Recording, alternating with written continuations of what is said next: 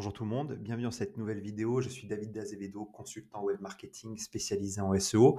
Et aujourd'hui, j'ai envie de vous parler des assistants IA personnalisés parce que j'ai commencé à bien intégrer ça dans mon travail. Je trouve que c'est assez puissant et je me suis dit que j'allais vous faire un retour d'expérience sur le sujet.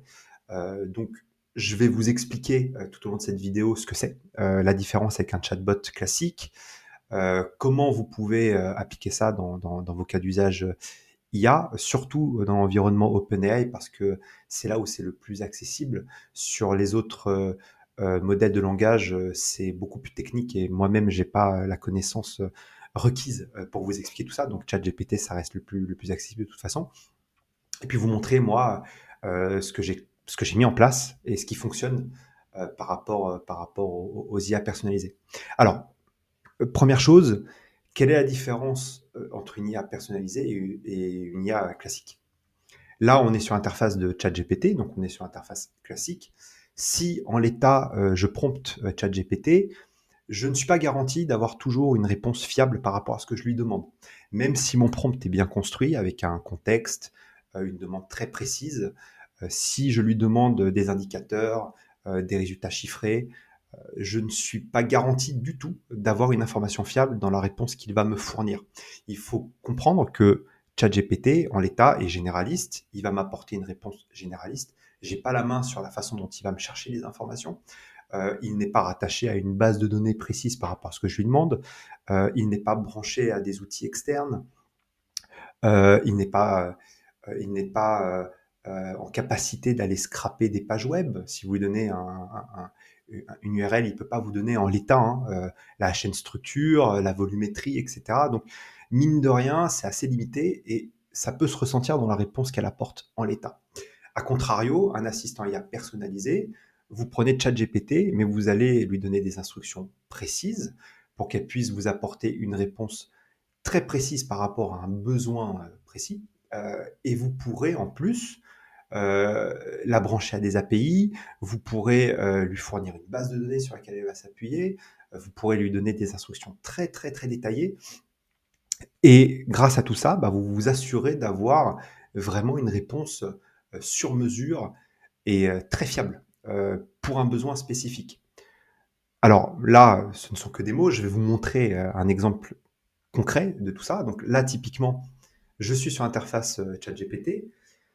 Je vais lui demander de me rédiger un brief SEO. Donc là, je lui donne un prompt que j'ai préécrit. Donc je lui mets dans un contexte. Enfin, je le mets dans un contexte. Je lui dis qu'il est expert SEO, que j'ai besoin d'un brief SEO pour le mot-clé photographe de mariage. J'ai besoin qu'il me détaille la sémantique proche avec la volumétrie de recherche, l'intention de recherche, les questions fréquemment posées, le plan du contenu à créer, le temps appliqué, etc.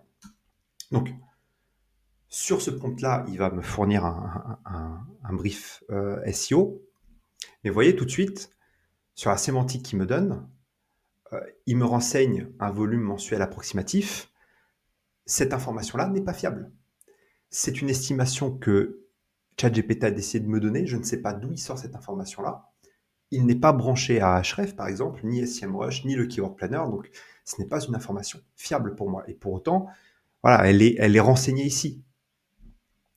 Pareil, les intentions de recherche, il va m'en donner plusieurs, mais il ne me donne pas l'intention dominante. Les PA, donc People Also Ask, bah, il n'est pas en capacité de scraper le moteur de recherche. Donc ça, c'est pareil, c'est une estimation, c'est pas forcément une information en direct extraite de la SERP. Et puis après, il va me donner un plan. Donc c'est pas mauvais, mais c'est pas totalement fiable et du coup, c'est pas totalement exploitable, je trouve. A contrario, voilà, moi, je me suis créé un assistant IA personnalisé qui est mon générateur de brief SEO. Je vais vous montrer comment je l'ai paramétré.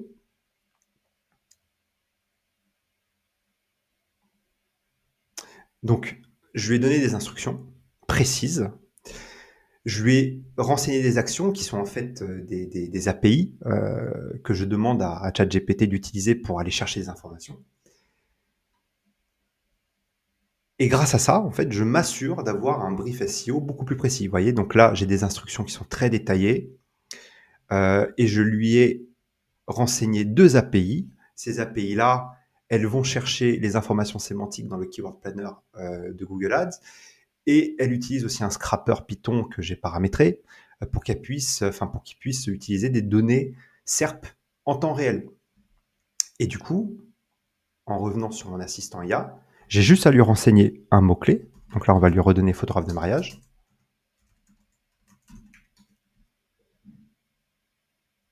Donc là, il appelle mes API. Donc là, le premier API qu'il appelle, c'est le Keyword Planner. Donc il va chercher les informations sémantiques dans le Keyword Planner de Google Ads. Et le deuxième appel API, c'est le scrapper qui va aller chercher le top 10 par rapport aux mots-clés et extraire pour chaque site du top 10 la chaîne structure, la volumétrie, les données structurées, etc., etc. Et ces informations-là, elles vont être alimentées à l'IA qui va pouvoir me répondre avec de l'information fiabilisée. Donc là, ça charge un peu, ça discute. Et là, vous voyez, donc, il a récupéré les informations de mes API. Et là, il me renseigne des vraies informations fiables. Donc là, j'ai le volume de recherche mensuel pour photographe de mariage et on est très loin de l'information qui a été donnée sur l'autre brief, avec la saisonnalité, la sémantique proche avec le volume moyen de recherche et la concurrence, les PA qui sont directement extraites de la SERP, recherche associée, idem, c'est scrappé depuis les résultats de recherche, les top sites avec le titre, le nombre de mots, les médias qu'on y trouve, les données structurées, points forts, points faibles. Et puis, j'ai un brief sur mesure. Donc là, j'ai quelque chose de beaucoup plus fiable, beaucoup plus complet et beaucoup plus exploitable dans le cadre de mon métier. Vous voyez, là, par exemple, sur photographe de mariage, il me donne un volume de recherche mensuel à 1900, qui est une vraie information extraite du Keyword Planner. Si on retourne voir ce qu'il m'avait fourni de base, vous voyez, on est loin du 14 800 quand même. C'est pas du tout la même information. Donc voilà la différence notable entre une IA personnalisée et une IA classique. Alors comment vous pouvez y accéder? Donc on reste vraiment sur l'environnement OpenAI parce que vous avez la possibilité de paramétrer ça en no-code. Donc c'est accessible à tous très facilement, alors que sur les autres modèles de langage, le paramétrage de ces IA personnalisées, c'est beaucoup plus technique et moins à la portée de tous. Donc quand vous allez sur ChatGPT, vous avez un menu ici qui s'appelle GPT. Quand vous arrivez ici, vous pouvez accéder à différentes choses en fonction de si vous êtes abonné ou non. Si vous n'êtes pas abonné, vous pouvez utiliser les IA personnalisées qui ont été créées par des tiers.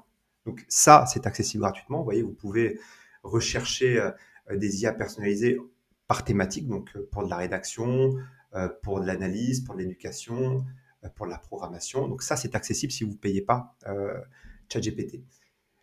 Si vous voulez créer, par contre, votre propre IA personnalisée, vous êtes obligé d'avoir à minima un abonnement GPT+, pour pouvoir avoir cette option-là, créer. Et créer, vous arrivez sur la même interface que ce que je vous ai montré tout à l'heure.